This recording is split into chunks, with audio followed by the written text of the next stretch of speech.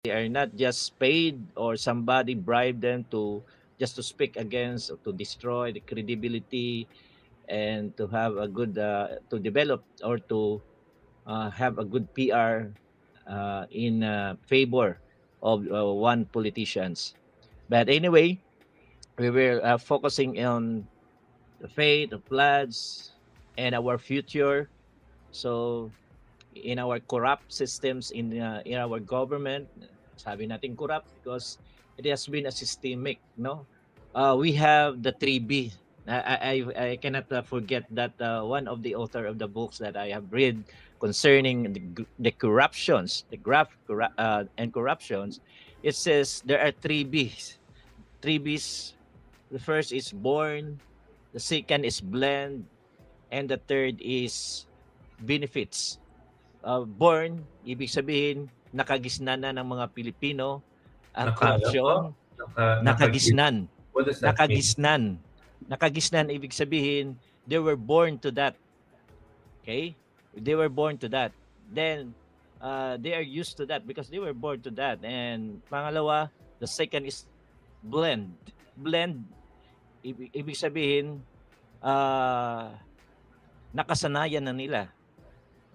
Nakasanayan na nila. They are blend, nakasanayan niya. At ang pangatlo, benefits na gustuhan na nila. Ibig sabihin, okay na sa kanila, nagustuhan na nila. Una, nakagisna nila, nakasanayan, at nagustuhan na nila.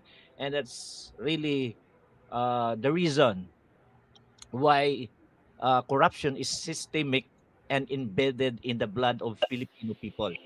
So, siguro, sa aking pananaw, hangga't ang tao ay hindi nila o hindi siya magkaroon ng talagang tunay na relasyon pagmamahal sa Diyos ay actually I uh, preach this word, no, in the People's Monument during last 2 weeks ago. I was there and I preach about the love for God, no, which is the very basic and basis or uh, foundations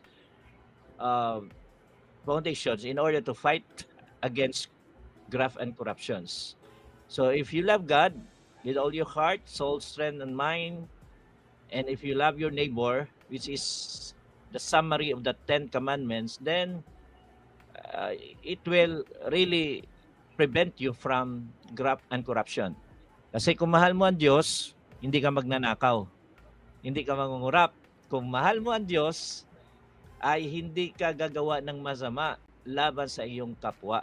Kung mahal mo yung kapwa, hindi ka rin gagawa magpasamantala. And in fact, many are sufferings right now. Kanina ang topic ko, I was also the speaker of CLS, no?